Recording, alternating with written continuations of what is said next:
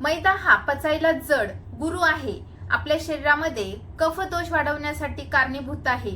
तो आम्लधर्मी आहे, आम्लता वाढवणारा आहे. म्हणून आपल्या शरीरातील पित्त दोष यामुळे वाढू शकतं. जर तुम्ही वारंवार मैद्याचे पदार्थ खात असाल तर तुमचं अग्निमांद्य होऊ शकतं आणि आपली भूक कमी झाल्यामुळे पचनक्रिया पूर्ण बिघडते. आपल्या शरीरामध्ये आमविष तयार होतो. आमविष म्हणजे काय, त्याचं टॉक्झिन कसं तयार होतं याबद्दलचा व्हिडिओ मी बनवला आहे, तो तुम्ही बघू शकतात. तसेच पोटफुगी होणं, गॅसेस होणं असे प्रकार देखील मग यामुळे बघितले जातात.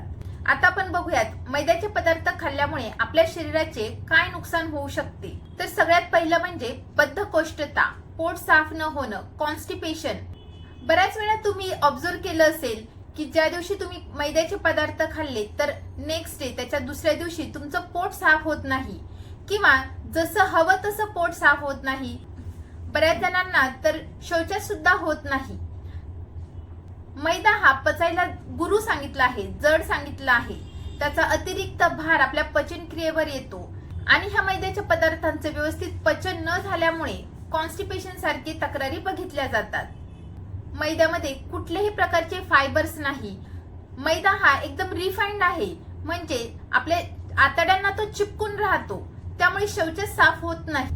दुसरा साइड इफेक्ट म्हणजे मैद्याचे पदार्थ खाणाऱ्यांचं कोलेस्ट्रॉल हाय होण्याचे जास्त चान्सेस असतात. मैद्यामध्ये स्टार्च भरपूर प्रमाणामध्ये असतात. कोणत्याही प्रकारचं फायबर्स नसतात किंवा व्हिटॅमिन्स नसतात. त्यामुळे आपलं वजन वाढण्याची जास्त शक्यता असते आणि वजन वाढल्यामुळे कोलेस्ट्रॉल वाढण्याची जास्त शक्यता असते, ट्रायग्लिसराईड वाढण्याची जास्त शक्यता असते. एकूण एक आपल्या शरीरामध्ये चरबी जमा व्हायची जास्त शक्यता होते. तिसरा साइड इफेक्ट म्हणजे शुगर वाढण्याची जास्त शक्यता.